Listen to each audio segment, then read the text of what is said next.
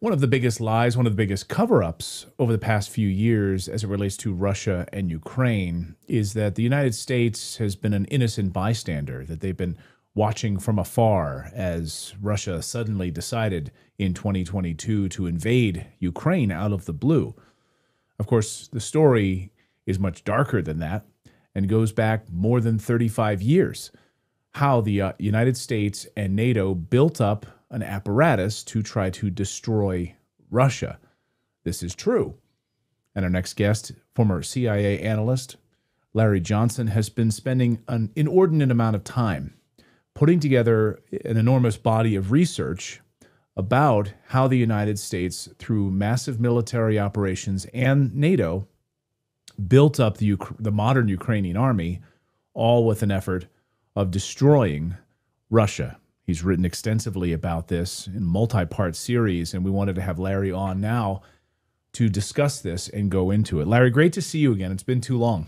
Yeah, man. Always a pleasure.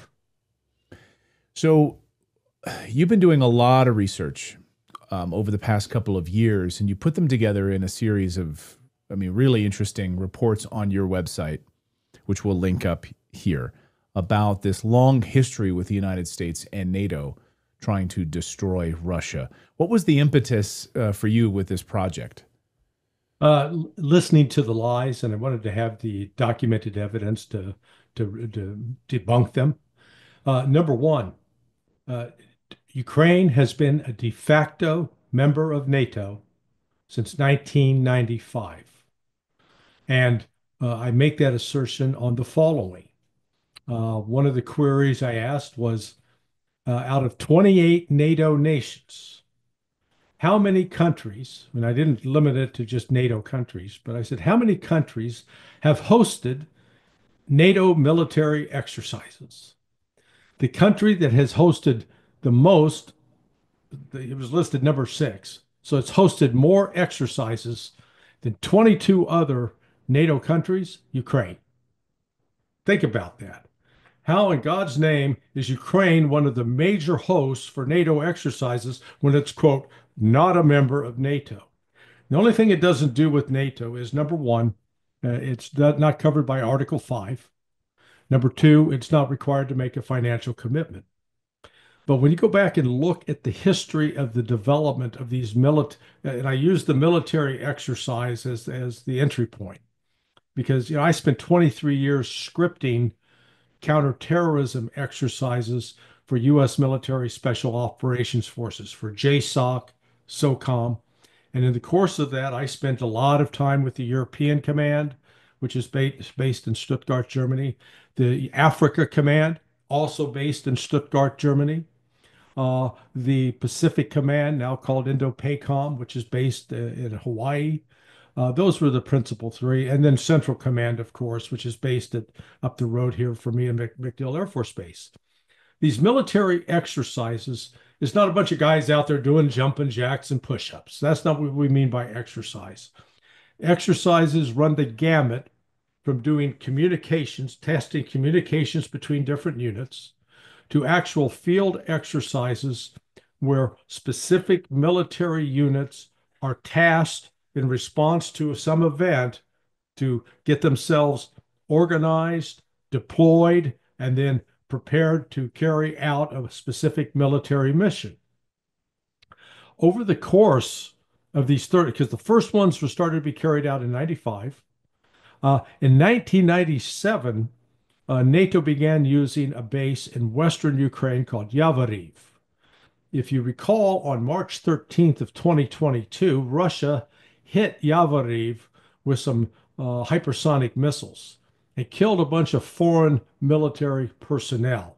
That was early on in the war. But what I came to discover is Yavoriv was set up as an official, basically NATO base going back to 2007.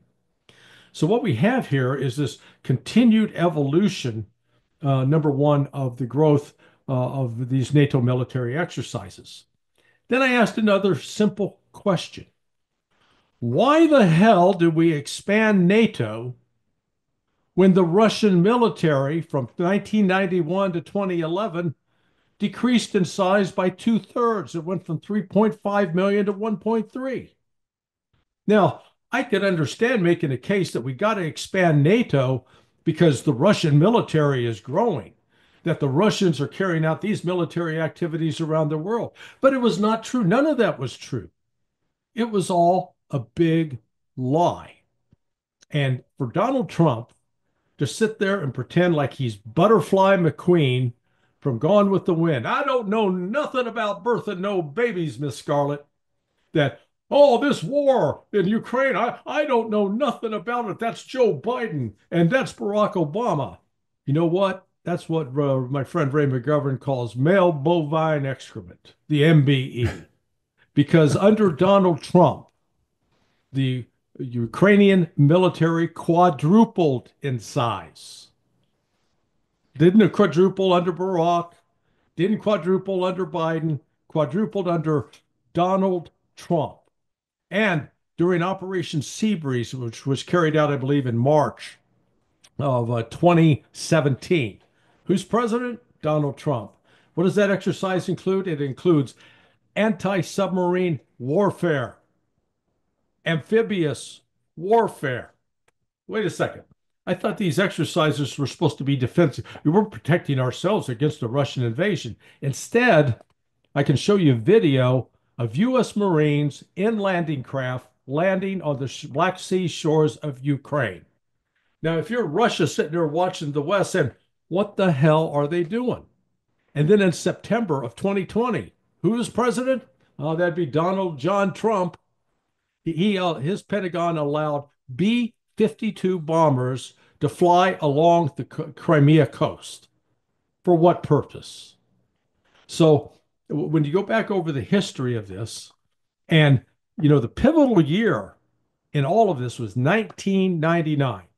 Bill Clinton's president. Follow the timeline here.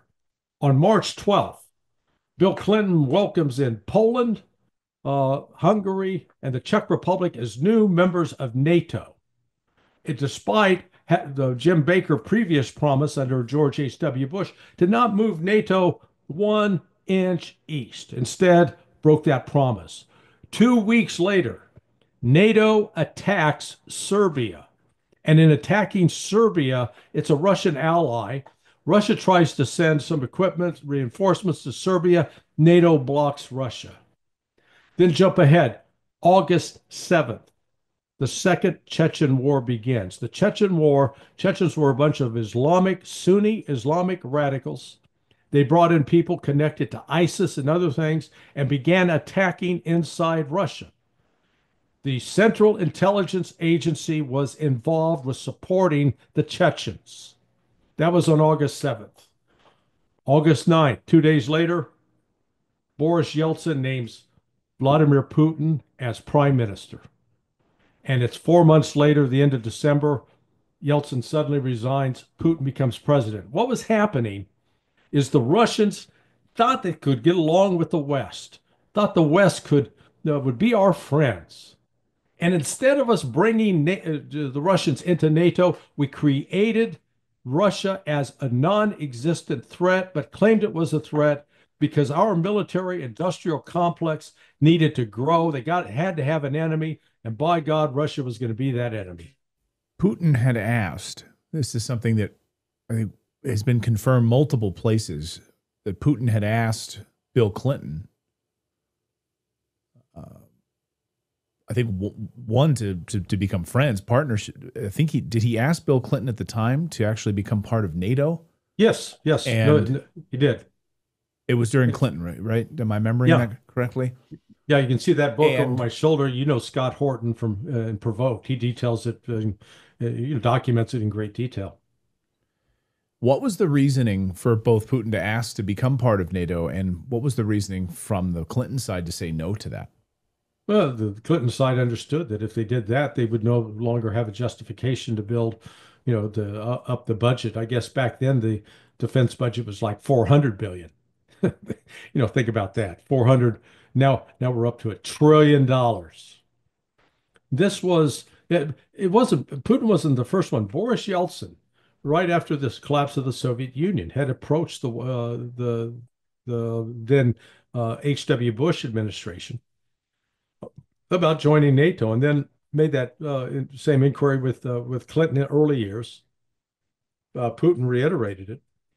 The West could not afford to have Russia in because then it could no longer, NATO would no longer have a reason to exist. The only reason for NATO was to stop a Soviet advance into Eastern Europe, which was actually never really the intent of the Soviets. All the Soviets did at the end of World War II, and understandably so, was they created a buffer state, a series of buffer states with Poland, with Romania, with Hungary, with Czechoslovakia, because it had been invaded twice in the previous, three times, I guess, in the previous 150 years, and they wanted to put a stop to it. Now, the West interpreted that, said, "See, this is a communist global revolution." It was all a lie, but it was designed. We got this military-industrial complex that had to be fed. So NATO became the vehicle for justifying this. And again, just step back. We can look. It's documented what the size of the Russian army was. The Russian army Right. was not increasing in size; it was diminishing in size. And yet the argument was, oh yeah, boy, we got to build up NATO to stop that Russian expansion. Or you've heard the other lie that's put out there is, oh, Vladimir Putin wants to recreate the Soviet Empire. Well, Vladimir Putin's not the country with 700 plus military bases scattered around the world. That would be us, the United States. You worked in the CIA. How do you interpret the intelligence assessments then that supported this idea that NATO needed to expand? I mean, were there dissenting views within the intelligence community, like regarding the potential risk of this? They're saying CIA, the State Department, we need to expand. We need to expand. We need to expand NATO. And yet what you're pointing out is that Russia was actually shrinking. The Yeah. size of its military was shrinking. So what were they basing this on?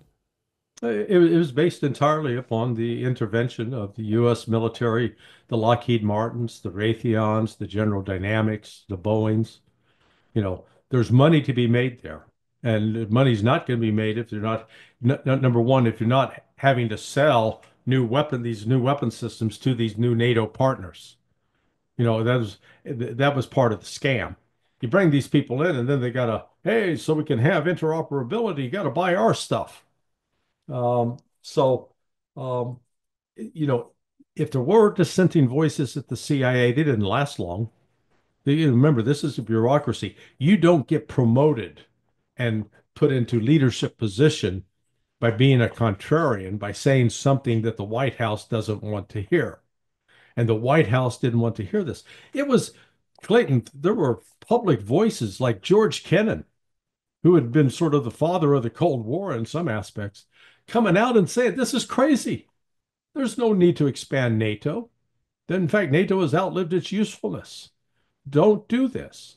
Bill Burns, the recent CIA director under Biden, who had been a U.S. ambassador in Moscow, wrote that famous cable in 2008 that said, with respect to expanding NATO into Ukraine and Georgia, it's a red line for the Russians. They'll fight it. Niet means niet. What's interesting is you go back and look at that period from December of 2007 when Vladimir Putin spoke at the Munich Security Conference. Just remember, we just had a Munich Security Conference a couple of months back where J.D. Vance spoke. And oh boy, it created a real uproar because basically he told the Europeans they were acting like a bunch of authoritarian thugs and to Right. stop it, you know. Well, it was at that kind of setting that Vladimir Putin spoke and warned against the expansion of NATO. And then um, in March of 2008, you had the NATO conference, and he again appeared at that NATO conference, and Putin made very direct threats, even that if you guys persist in doing this, we're going to have to take counteractions. And then it was in August of 2008, at the instigation of the West, that you had these two territories inside Georgia erupt and attack Russian positions, and the Russians responded, shut it down within 2 weeks. But that then all evolved until we get to 2014, the Maidan. And we just learned in the last week from a documentary being prepared about Putin's 25 years in leadership that Russia wanted to respond militarily to that coup, to what happened in Maidan in 2014, but he said we were economically and militarily unprepared to do it.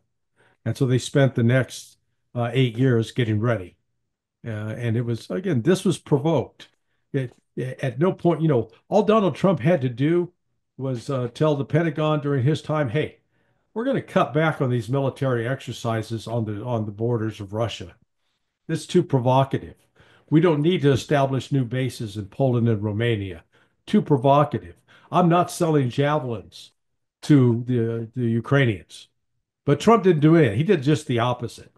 So you can't sit there and pretend now like he's some neutral mediator when he's as much a facilitator of this bloodshed as Joe Biden or Barack Obama.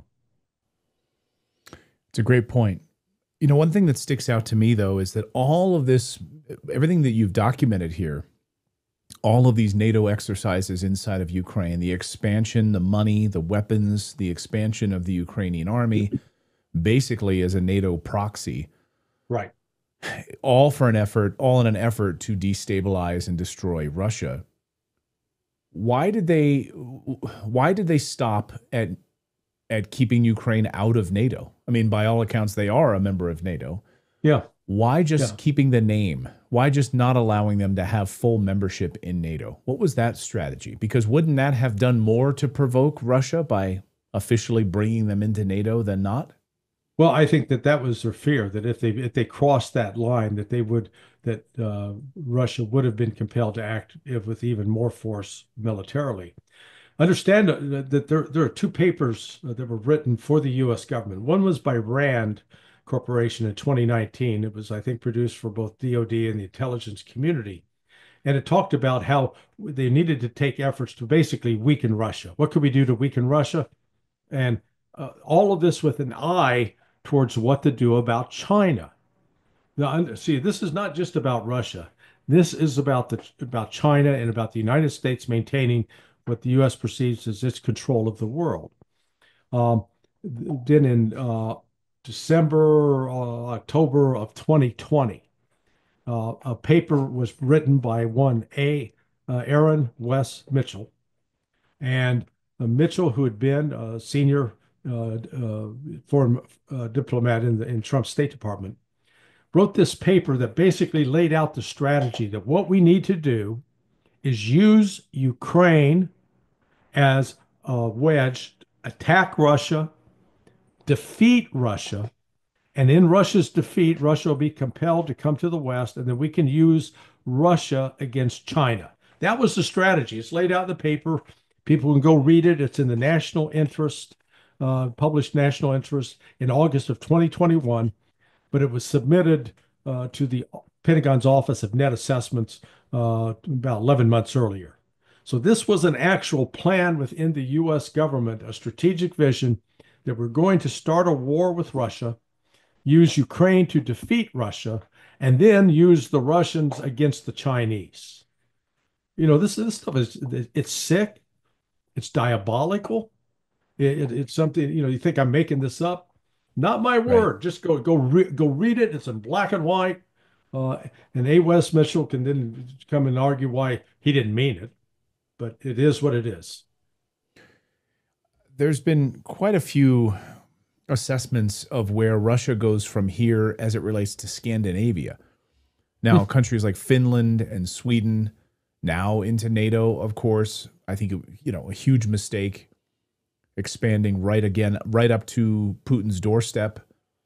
How do you foresee this affecting NATO and Russia going forward? And I've said, and I don't know if I'm wrong about this, but the Arctic Circle, the supply routes, the shipping routes through the Arctic Circle will be maybe the battleground of the future.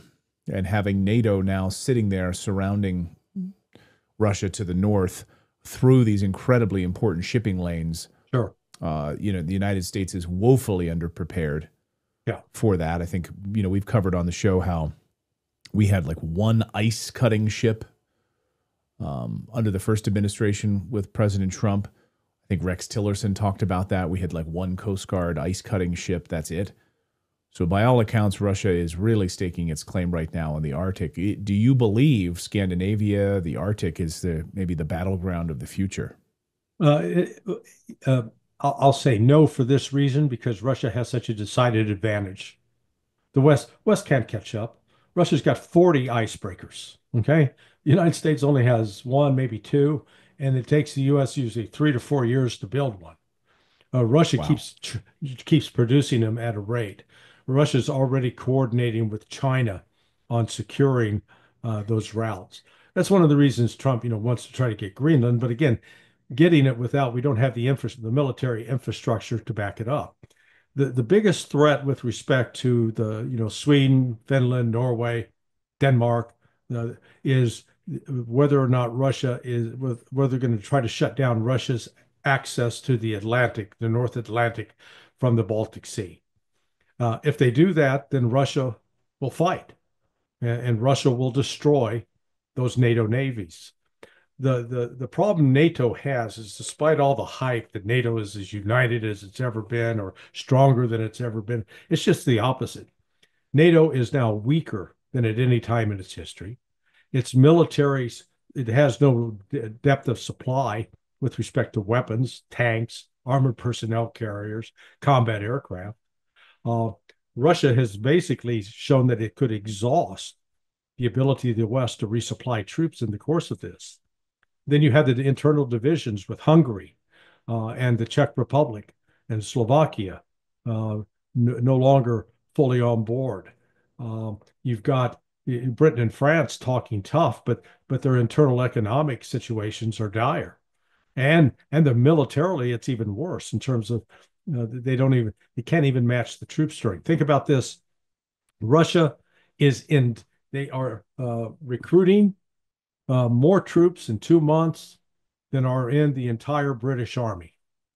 Okay, so Britain can't even match that, and nor the French, nor the Germans. So um, they're trying to provoke a confrontation with Russia. And what's really sort of sad and sick about all of this is we're on the eve of the celebration of the 80th anniversary of the victory over the Nazis. And we've had to endure just incredibly stupid comments by Donald Trump that, oh, the United States won that war. Sorry, the United States in the European theater in terms of combat losses, we lost a grand total of 189,000 killed in action in the entirety of the war. That's North Africa in the European theater. Uh, the Russians lost over 800,000 combat fatalities in just the Battle of Stalingrad alone. The Russians endured between 8 and 11 million combat casualties and soldiers, but more importantly and more telling is up to 19 million civilians were killed by the Nazis and by their collaborators from Romania and Hungary. So this is something the Russian people have not forgotten. And the Russians inflicted 80% of the casualties that the Germans endured during World War II. And more important fact, the United States killed more German civilians in bombings, over 500,000. Some say the estimates is between 600 and 900,000 than we did German soldiers. We only killed 254,000 German soldiers in combat.